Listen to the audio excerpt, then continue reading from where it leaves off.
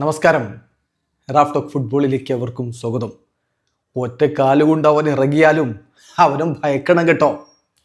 Neymar ജൂനിയറെ കുറിച്ച് എതിർ ടീമിൻ്റെ കോച്ച് പോലും പറയുകയാണ്.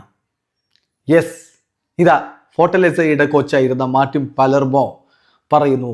ESPN അർജന്റീനയ്ക്ക് കൊടുത്തിട്ടുള്ള ഇൻ്റർവ്യൂവിൽ അദ്ദേഹം പറയുകയാണ്, അമേസിംഗ് ആണ് നെയ്മർ എന്ന് പറഞ്ഞാൽ, വളരെ അമേസിംഗ് ആയിട്ടുള്ള പ്ലെയറാണ്. ഒരിക്കൽ അവൻ ഞങ്ങൾക്കെതിരെ കളിക്കാൻ ഇറങ്ങി സെക്കൻഡ് ഹാഫിൽ. ഞങ്ങളുടെ ഭാഗ്യത്തിന് അവൻ ഫിസിക്കലി ഫുള്ളി ഫിറ്റ് ആയിരുന്നില്ല.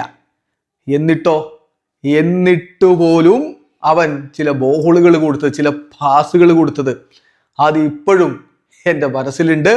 ആ ബോളുകൾ, ആ പാസുകൾ കൊണ്ട് ഞങ്ങളുടെ ഡിഫൻസിനെ കീറി മുറിച്ചത്.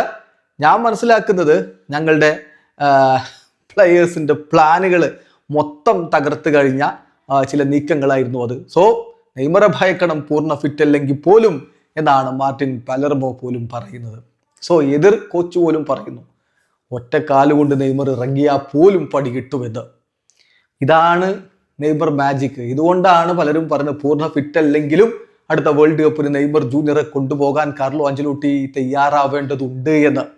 അതേതായാലും ഇനി കണ്ടറിയണം. മാർച്ച് മാസത്തിൽ ഇന്റർനാഷണൽ കോളപ്പിന്റെ സമയത്ത് നമുക്ക് ഏതാണ്ട് അതിനെക്കുറിച്ചൊരു ധാരണ ലഭിക്കുമെന്ന് തന്നെ പ്രതീക്ഷിക്കാം.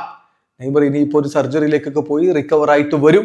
നെയ്മർക്ക് വേണ്ടി ഫ്ലമിംഗോ രംഗത്തുണ്ടെന്ന് വാർത്തകൾ ഉണ്ടെങ്കിലും അതൊന്നും അങ്ങനെ ഉറപ്പിച്ചു പറയാവുന്ന തരത്തിലേക്ക് എത്തിയിട്ടില്ല. സാന്റോസ് ഇപ്പോഴും വിശ്വസിക്കുന്നുണ്ട് നെയ്മർ അവർക്ക് തന്നെ നിലനിർത്താൻ പറ്റുമെന്ന്.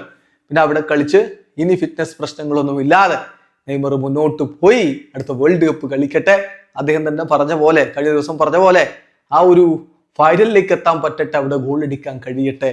നെയ്മർ മാജിക് അതിന്റെ പരിപൂർണതയിൽ നമുക്ക് കാണാൻ പറ്റട്ടെ. വീഡിയോ അവസാനിക്കുന്നു. ഫുട്ബോൾ ലോകത്തെ കൂടുതൽ വിശേഷങ്ങളുമായി റാഫ് ടോക്സ് വീണ്ടും എത്താം.